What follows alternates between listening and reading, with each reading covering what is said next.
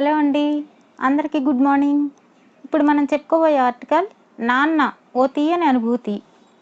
నాన్న సృష్టిలో తీయనైన పిలుపు. ఆ పిలుపు ఎక్కడ విన్నా మనసు ఆనందంతో పులకించిపోతుంది. మనం అదే పిలుపు నాన్నని పిలిస్తే ఆయనకు ఏ ఆస్తి అవసరం లేదు.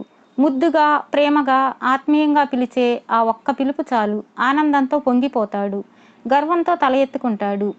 అసలు నాన్నను గురించి చెప్పాలంటే ఒక జన్మ సరిపోదు. మన ఎదుగుదలకు ప్రత్యక్షంగా అమ్మ కారణమైతే, పరోక్షంగా ఉండి ఏ ప్రతిఫలం ఆశించకుండా మనం ఎదిగి ప్రయోజకులం అయితే చాలు అనుకునేవాడు నాన్న మాత్రమే.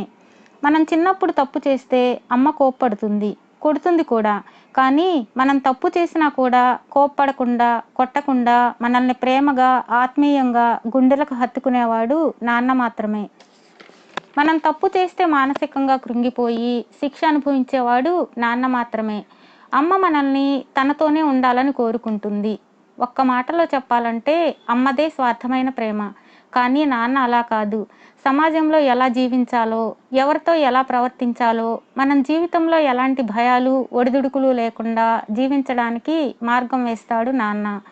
మీకు అసలు పిల్లల మీద ప్రేమే లేదు, హాస్టల్లో పడేశారు అని అమ్మ కోప్పడుతుంటే నీకేం తెలిసే, వాళ్ళకి సమాజంలో బ్రతికే నిలదొక్కునే ధైర్యం కోసమే అలా చేశాను అని తన మనసులో అనుకొని పైకి మాత్రం చిరునవ్వుతో ఆ తిట్లను స్వీకరిస్తాడు నాన్న.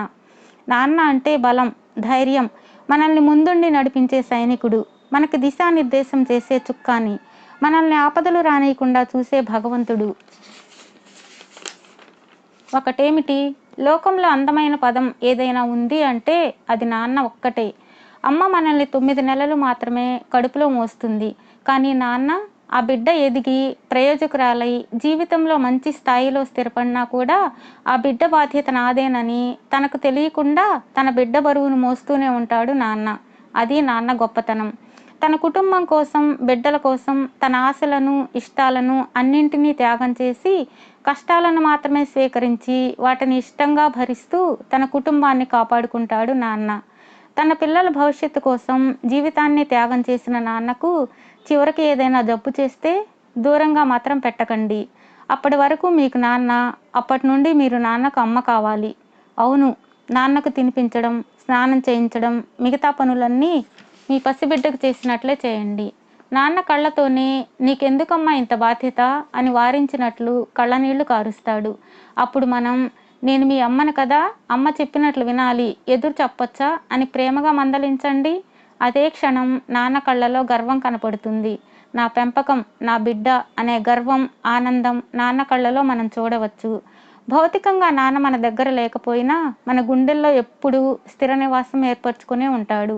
మనం చేసే తప్పులను మన 6th సెన్స్ రూపంలో హెచ్చరిస్తూనే ఉంటాడు. కానీ మనం తనతో రావడానికి మాత్రం ఒప్పుకోడు. ఎందుకంటే మనం మన కుటుంబాలతో సంతోషంగా ఉండాలని కోరుకునేది నాన్న ఒక్కడే కదా. ఎప్పుడు ఎక్కడికి వెళ్ళినా నా చేయి పట్టుకొని తనతోనే తీసుకెళ్లే నాన్న ఒకరోజు నన్ను కనీసం పిలవకుండా ఆ దేవుడు చేయి పట్టుకుని వెళ్ళిపోయాడు. నా జీవితంలో మొట్టమొదటిసారిగా కోపం వచ్చింది నాన్న మీద. నా కోపం ఇంతవరకు తగ్గలేదు. ఏదో ఒకరోజు నేను దేవుడి దగ్గరకు వెళ్ళి నాన్నను కలుసుకొని నాన్నను హత్తుకొని ముద్దు పెట్టుకుంటే అప్పుడు నా కోపం చల్లారిపోతుంది. అప్పటి వరకు అలానే ఉంటుంది. మనకు ఎంతమంది ఉన్నా, వాళ్ళు మనల్ని ఎంత బాగా చూసుకున్నా నాన్న అంత ప్రేమను మాత్రం ఎవ్వరూ ఇవ్వలేరు. ఆ స్థానాన్ని ఎవ్వరూ ఎప్పటికీ భర్తీ చేయలేరు కూడా. ఇది నిజం, ఇదే నిజం ముమ్మాటికి. లవ్ యూ నాన్న, బాయ్.